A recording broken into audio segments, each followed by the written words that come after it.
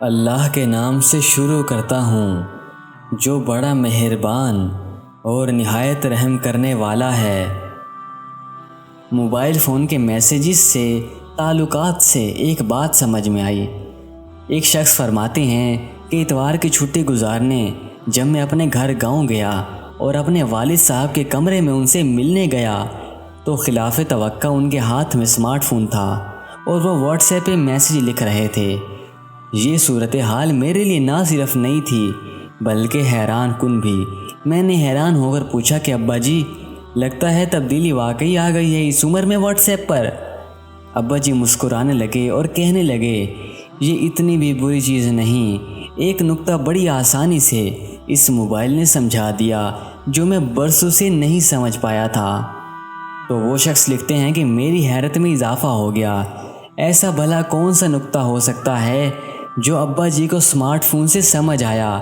درخواست کی کہ تفصیلات بیان فرمائیے تاکہ ہم بھی مستفید ہو سکیں۔ ابا جی بولے کہ میں 10-12 دن سے دوستوں کے ساتھ واٹس ایپ پر رابطے میں ہوں۔ جو دوست 1-2 دن رابطہ نہیں کرتے ان کے نام اور پیغامات بہت نیچے چلے جاتے ہیں، اتنے نیچے کہ میرا ہاتھ تھک جاتا ہے اسکرول کرتے کرتے، اور جو رابطے میں رہتے ہیں وہ لسٹ میں سب سے اوپر رہتا ہے۔ میں نے عرض کیا کہ ایسا ہی ہوتا ہے، اس میں کون سی بڑی بات ہے، یہ تو ہمیں سالوں سے پہلے پتہ تھا۔ تو ابا جی کہنے لگے کہ تو نے میری بات پر غور نہیں کیا۔ تو ہم نے کہا کہ ابا جی مطلب؟ تو ابا جی نے فرمایا، ہم سب کا ایک رب ہے، جب ہم اس کے ساتھ رابطے میں رہتے ہیں، اس کو یاد کرتے ہیں، اس سے مانگتے رہتے ہیں تو اس کے پاس موجود لسٹ میں ہمارا نام اوپر ہی اوپر رہتا ہے۔ لیکن جیسے ہی ہم اس سے غافل ہو جاتے ہیں لسٹ میں ہمارا نام بہت نیچے چلا جاتا ہے۔